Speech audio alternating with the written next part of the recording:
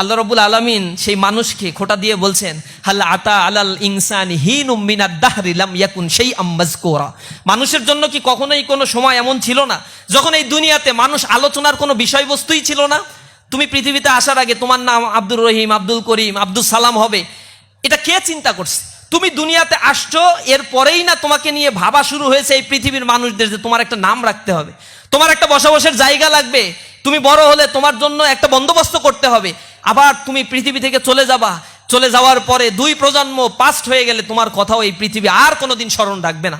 এরকম কোটি কোটি মানুষ পৃথিবী থেকে বিদায় নিয়ে চলে গিয়েছে। সুতরাং তুমি পৃথিবীতে কেন এসেছো, কেনই তোমাকে এত সম্মানিত করে পৃথিবীতে সৃষ্টি করা হলো, এই দার্শনিক ভিত্তিটা যদি না বুঝতে পারেন তখন বুঝবেন, তখন বলবেন eat drink and be merry. The only purpose of human being is to eat drink and be merry. খাও দাও ফুর্তি করো, পরের দিন বাঁচবা কিনা বলতে পারো? এরকম চিৎকার যারা করে তাদের দুনিয়াতে তো চুরি করুক, বাটপারি করুক, মানুষের সম্পদ মেরে খাক, আর সম্পদের পাহাড় করুক, তাদের কি যায় আসে? তারা আনইথিক্যাল অ্যাক্টিভিজম করবেই, তারা ফ্রি সেক্স লিভিং টুগেদারকে প্রমোট করবে, তারা ফ্যামিলি বন্ডিংগুলোকে ভেঙে সারখার করে দেবে, তারা পাশবিক জীবনযাপন করবে। This is so much natural system, এগুলো তারা করে থাকে। সুতরাং এই জায়গায় আসল নলেজটা আসলে কোথা থেকে আসছে?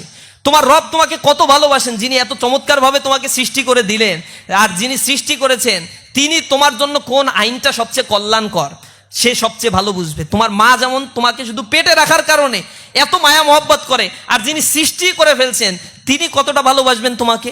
সুতরাং তিনি তোমার জন্য একটা আইন করে দিয়েছেন, তার আইনই সবচেয়ে ভালো আইন, মানুষ যা তৈরি করে তার সুবিধার জন্য। আওয়ামী আমলে যে আইন করছে শুধু আওয়ামী পুনর্বাসনের জন্য, আবার সামনে যে আইন হবে, মানুষ তৈরি যে আইনগুলো করবে, এগুলো তাদের সুবিধার জন্য। এর আগে যারা আইন তৈরি করছে নিজেদের সুবিধার জন্য, ম্যাস পিপলের সুবিধার জন্য মানুষ আইন করে খুবই কম। মানুষ তার নিজের স্বার্থগুলোকেই সামনে দেখে। তো আসলেই আমার জীবন দর্শনটাই, ফিলসফিটা কিভাবে চলবে এই জিনিসটা আমাকে জানতে হয়।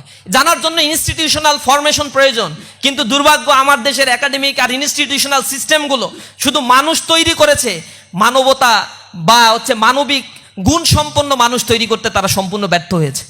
এ কারণে তারা দুর্নীতি করে, স্বজনপ্রীতি করে, নেপোটিজম, মানে মানুষের অর্থ সম্পদ লোপাট করে বিদেশে সেকেন্ড হোম তৈরি করে, নিজেরা ভালো থাকার জন্য যা ইচ্ছা তাই করে, আর একজন মানুষকে হত্যা, স্বজাতিকে হত্যা করতে তারা দ্বিধা সংকোচ করে না। সুতরাং এই জায়গা থেকে আমাদের একটা আত্মিক রিফর্মেশন